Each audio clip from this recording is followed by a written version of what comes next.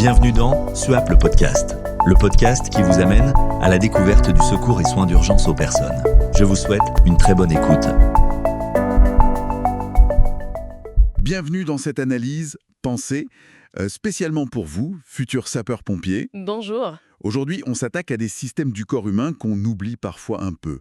On les dit autres, mais ils sont vraiment essentiels pour une bonne prise en charge. Absolument. On va donc décortiquer ensemble ce que dit votre documentation de formation sur la peau, les systèmes urinaires, digestifs, reproducteurs, immunitaires, endocriniens et sensoriels. Oui. L'idée, c'est de voir leur rôle et surtout leur importance concrète sur le terrain, en intervention. Alors, on y va ? Allons-y. C'est un point très important. C'est vrai que les fonctions vitales, c'est la priorité absolue. Mais comprendre ces autres systèmes, c'est crucial pour bien évaluer une victime. Ah oui, pourquoi donc ? Mais parce que tout est lié, en fait. Une défaillance d'un côté peut très vite avoir des conséquences graves sur l'état général. Il faut pouvoir anticiper un peu. D'accord, je vois. Alors, commençons par ce qui nous enveloppe. La peau, notre première barrière. 3 couches, c'est ça ? Épiderme, derme, hypoderme. Exactement.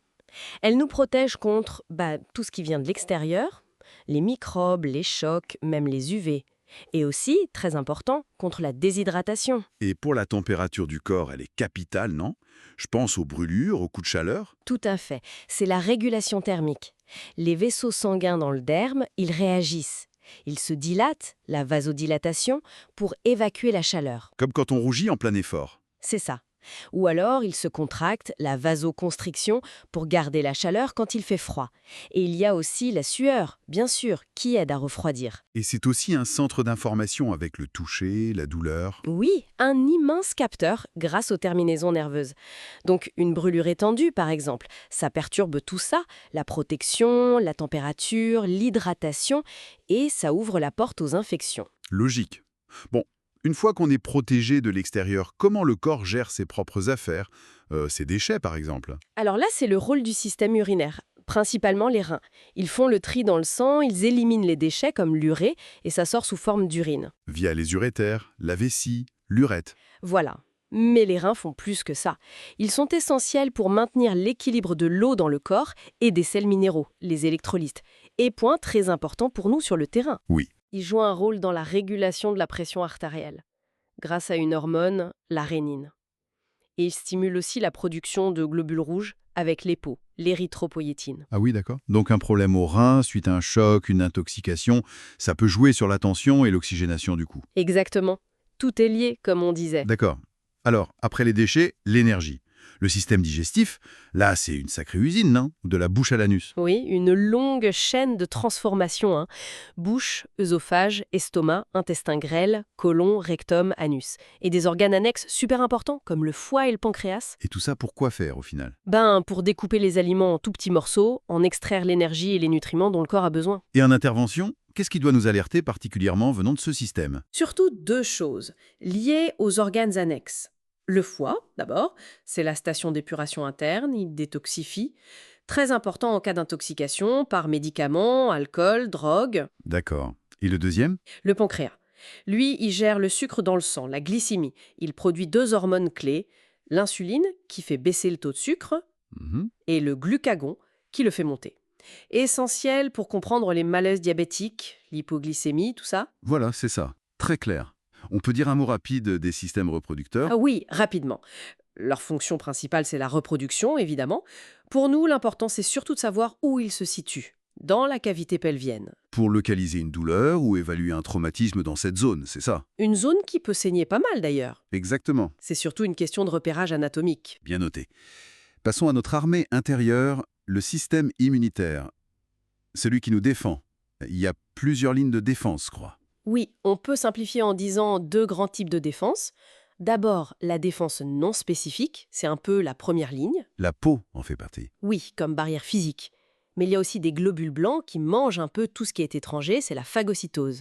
Et puis, il y a la réaction inflammatoire. Ah oui, les fameux signes rougeur, chaleur, douleur, gonflement. Faut les reconnaître. C'est ça. Et ensuite, il y a la défense spécifique. Là, c'est plus ciblé. Des cellules spéciales, les lymphocytes T et B, reconnaissent un agresseur bien précis et organisent la riposte. Et ils gardent une mémoire. C'est le principe de la vaccination, en gros. Exactement. Comprendre ça, ça aide à comprendre les infections, bien sûr, mais aussi les réactions allergiques. Parfois, le système s'emballe de façon disproportionnée. Comme le choc anaphylactique, une urgence absolue. Précisément. Et comment tout ça est coordonné? Comment les ordres circulent dans le corps? À distance, j'imagine qu'il y a un système de communication. Chimique. Tout à fait. C'est le système endocrinien, un réseau de glandes qui fabriquent et libèrent des hormones directement dans le sang. Ces hormones voyagent et agissent comme des messagers chimiques. Et quelles sont les glandes et hormones les plus importantes à connaître pour nous? Alors, il faut retenir surtout 1. Les glandes surrénales. Elles sont situées au-dessus des reins et produisent l'adrénaline en cas de stress. L'adrénaline. C'est elle qui donne la pâleur, les sueurs, le cœur qui bat vite chez une victime stressée ou en choc. Exactement.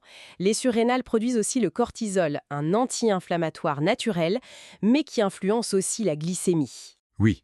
Il y a aussi la thyroïde, dans le cou, qui régule le métabolisme général, la vitesse à laquelle le corps fonctionne. Et tout en haut, dans le cerveau, le chef d'orchestre, le couple hypothalamus-hypophyse. D'accord. Un vrai système de contrôle complexe. On termine avec nos capteurs, nos fenêtres sur le monde, le système sensoriel. L'œil, l'oreille, très utile en évaluation, j'imagine. Oh oui, essentiel. Prenons l'oreille. Bien sûr, il y a l'audition. C'est important pour communiquer avec la victime, évaluer son état de conscience en vérifiant si elle répond aux ordres simples. Et l'équilibre aussi, non? Ça se passe dans l'oreille interne. Oui, tout à fait. L'oreille interne gère l'équilibre. Donc, des vertiges, des problèmes d'équilibre après un choc à la tête, ça peut être un signe important. Et l'œil, à part la vision elle-même. L'œil, c'est une fenêtre directe sur le système nerveux. L'examen des pupilles, c'est un geste réflexe en secourisme. On regarde leur taille, si elles sont symétriques, et surtout comment elles réagissent à la lumière. Elles doivent se rétrécir normalement. Oui, c'est le réflexe photomoteur. Une anomalie pupille dilatée, asymétrique, qui ne réagissent pas, ça peut indiquer une atteinte grave du cerveau. C'est un signe neurologique majeur. Donc, pour résumer tout ça, on voit bien qu'aucun de ces systèmes n'est vraiment autre ou secondaire. Ils sont tous liés. Exactement. Ils interagissent constamment. Une grosse brûlure, ça touche la peau, mais ça impacte la température, l'hydratation, ça peut mener à une infection généralisée. Un problème de rein ou une décharge d'hormones, ça perturbe tout l'équilibre interne. L'état des sens peut nous renseigner sur le cerveau. Donc, comprendre même les bases de leur fonctionnement, ça permet vraiment d'affiner notre bilan de la victime? Oui, ça affine le bilan, ça aide à comprendre pourquoi la victime est dans cet état, et surtout ça aide à anticiper les complications possibles, et donc à mieux adapter nos gestes de secours. C'est vraiment ça la clé alors. Avoir une vision globale, holistique de la victime.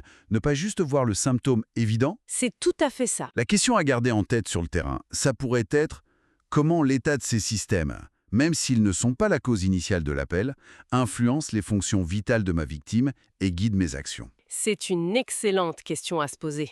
Bon, voilà qui donne matière à réfléchir et à intégrer. C'est la fin de notre analyse aujourd'hui. Merci beaucoup. Merci à vous. Et à nos auditeurs, restez curieux, continuez à approfondir et soyez vigilants sur le terrain. Merci de votre attention et de votre fidélité à SUAP le podcast. À très bientôt pour un nouvel épisode à la découverte du secours et soins d'urgence aux personnes.